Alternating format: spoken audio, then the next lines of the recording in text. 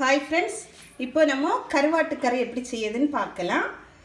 முறக்கருவாடுன்னு சொல்லுவோம்ல, அந்த முறக்கருவாடு பார்த்துக்கோங்க. அப்படியே விரிச்சு இது பண்ணி விரிச்சு உணர்த்தின முறக்கருவாடுன்னு இதை சொல்லுவாங்க கன்னியாகுமரி டிஸ்ட்ரிக்டில். ஓகேவா? இது இன்றைக்கி எப்படி செய்யுதுன்னு பார்க்கலாம். நான் இப்போ போய் க்ளீன் பண்ணிட்டு வந்துடுவோம். இதை க்ளீன் பண்ணிட்டு வந்தப்பறம் காட்டுறேன்.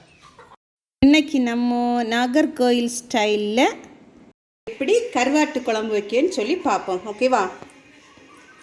இது முறக்கருவாடு நல்ல க்ளீன் பண்ணி வச்சுருக்கேன். இதில் உள்ள பால் தலை அதெல்லாம் எடுத்து இப்படி வச்சுருக்கேன். ஓகே, அப்புறம் வத்தல் மிளகு ஒரு 15 வத்தல் மிளகு, முழு வத்தல் மிளகு.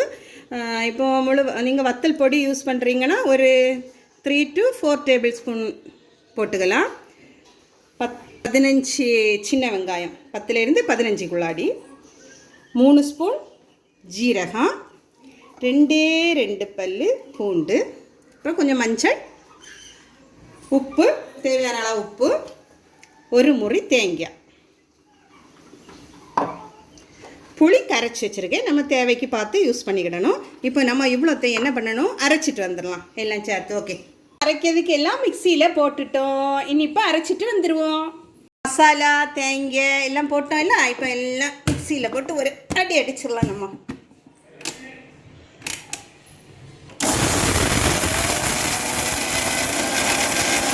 இந்த அளவுக்கு நல்லா அரைக்கணும், நல்ல மசி மாதிரி அரைக்கணும், குறைன்னு அரைச்சிடக்கூடாது. சரியா? சரி, இதை இப்போ நம்ம கருவாடு குழம்பு செய்வோம்ல, அந்த பாத்திரத்துக்கு மாற்றிடலாம்.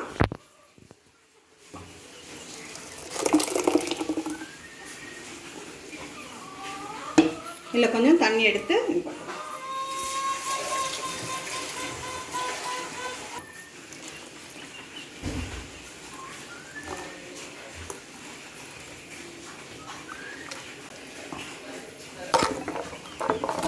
பார்த்துக்கங்க.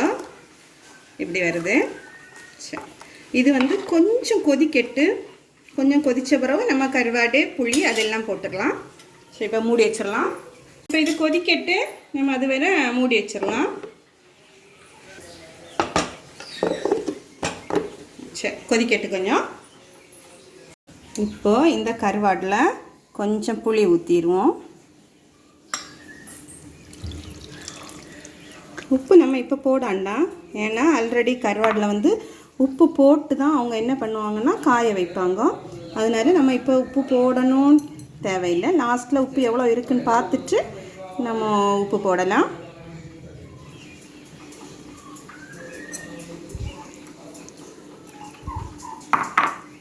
சரி, இங்கே கொஞ்சம் நம்ம கொதிச்சிட்டான்னு பார்ப்போமா? ஓகே, கொதிச்சாச்சு. இப்போ இந்த கருவாடு புளியெல்லாம் வச்சுருக்கோம் இல்லை, அதை அப்படியே போட்டுட்டு அதுக்கு கூட போடுறதுக்கு ஒரு முருங்கைக்காய் கட் பண்ணி வச்சுருக்கேன்.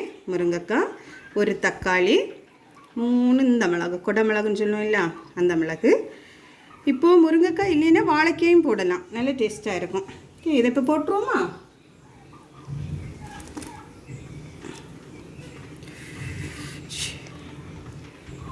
இப்போமே நல்ல மணக்குது கருவாட்டு குழம்பு.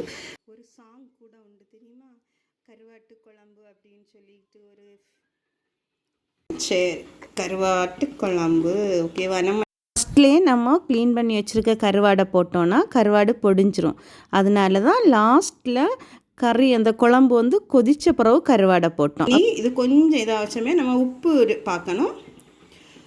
உப்பு அதில் கொஞ்சம் போட்டு கொடுக்கணும். உப்பு ஆல்ரெடி எவ்வளோ இருக்குன்னு தெரியலை, அதில் கருவாடில் உப்பு போட்டு தானே இது பண்ணுவாங்க. உப்பு பார்ப்போம். சரி, இதில் இப்போ ஒரு 1/2 ஸ்பூன் உப்பு போடலாம். சரி, நான் 1/2 ஸ்பூன் உப்பு போடுறேன். ஆல்ரெடி அதில் உப்பு இருக்க மாதிரி தான் தோணுது. இப்போ 1/2 ஸ்பூன் போட்டு நீங்கள் உங்கள் தேவைக்கு ஏற்ப உப்பு போட்டுக்கிடுங்க. 1 ஸ்பூனும் போட்டுவிடுங்க. இதில் ஆல்ரெடி உப்பு இருக்கனால நான் குறைச்சி தான் போட்டேன். சரி, இன்னும் கொஞ்சம் வேகட்டு. இப்படி தான் நாகர்கோயில் ஸ்டைலில் கருவாட்டு குழம்பு செய்யணும். சரியா? இது ரொம்ப ஃபேமஸ், நல்லா இருக்கும், நல்ல டேஸ்ட்டாக இருக்கும்.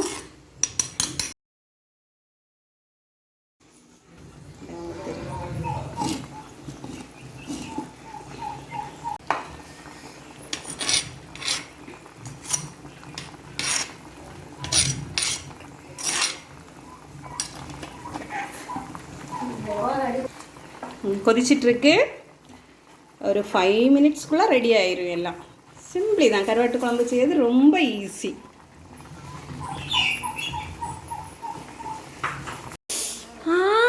அம்மா அங்கே என்ன ரொம்ப மணக்குது? அங்கே என்ன பண்ணுறீங்க? ஓ, கருவாட்டு குழம்பா? சூப்பர், மை ஃபேவரட் கருவாட்டு குழம்பு.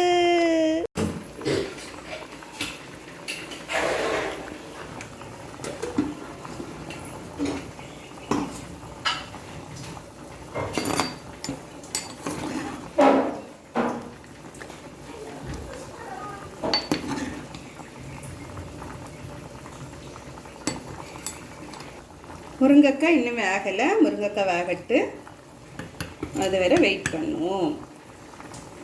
பார்த்தீங்களா, முருங்கைக்காய் வேகலை. முருங்கைக்காய் கொஞ்சம் வேகட்டு, வெந்த பிறகு தாளிச்சிட்டு ஆஃப் பண்ணிடலாம். சரி, கருவாடு இப்போ சூப்பராக வந்துச்சு. பார்த்தீங்களா, முருங்கைக்காய் நல்லா வெந்துச்சு. கருவாடு, தக்காளி, இதில் சக்கை இருக்கும்ல, சக்கை, ஜாக் ஃப்ரூட், பலா, அதில் உள்ள அந்த இது சீடு இருந்தனாலும், பலாவில் உள்ள சீடு இருந்தனா, பலா கொட்டை இருக்கலாம், அதையும் 2ஆக கட் பண்ணி போட்டிங்கன்னா செம்ம டேஸ்ட்டாக இருக்கும். இப்போ ஆனால் ஜாக் ஃப்ரூட் சீசன் இல்லைங்களா, ஸோ நம்ம இப்படி வச்சிட்டோம். இப்போ ஓகே, இனி நம்ம என்ன பண்ணுறோன்னா, கேஸ் ஆஃப் பண்ணியாச்சு. தாளித்து போட்டுருவோமா? இது எப்படி இருக்கட்டு, தாளிச்சிருவோம். தாளிக்கிறதுக்கு பாத்திரம் அடுப்பில் வச்சாச்சு. பாத்திரம் சுடட்டினி.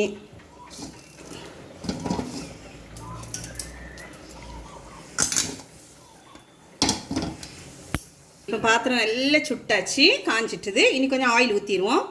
ஆயில் ஊற்றியாச்சு. ஆயில் இனி நல்லா கொஞ்சம் சுட்ட பிறகு நம்ம அதில் கடுகு போடணும். நல்லா சுட்டாச்சு, கடுகு போட்டுருவோமா? இனி கடுகு கொஞ்சம் பொட்டட்டும். கொஞ்சம் பொட்டட்டும். இனி பொட்டின பிறகு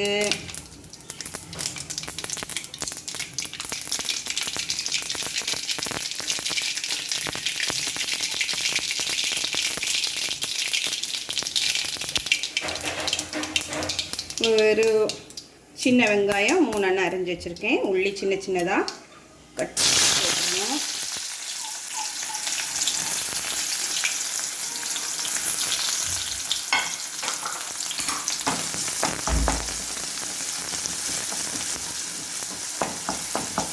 உள்ளி கொஞ்சம் நல்லா வதங்கட்டு கொஞ்சம் கோல்டன் கலரில் வரும், அது வரை வெயிட் பண்ணுவோம்.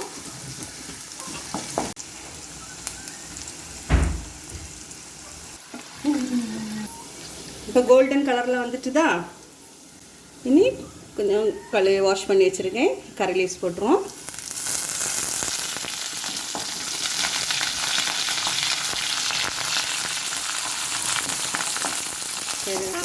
ஓகே, இப்போ முடிஞ்சது ஃப்ரெண்ட்ஸ். இப்போ இதை என்ன பண்ணலான்னா, தாளித்து வச்சுருக்கோம்ல கருவாடு இருக்குல்ல, அதில் ஊற்றிடுவோம். சுடுது சுடு.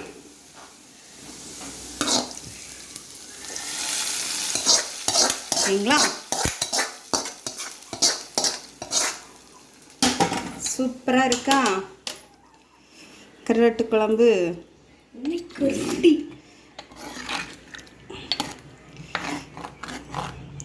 ஓகே, முடிஞ்சு. இப்போது கருவாடு குழம்பு முடிஞ்சுது.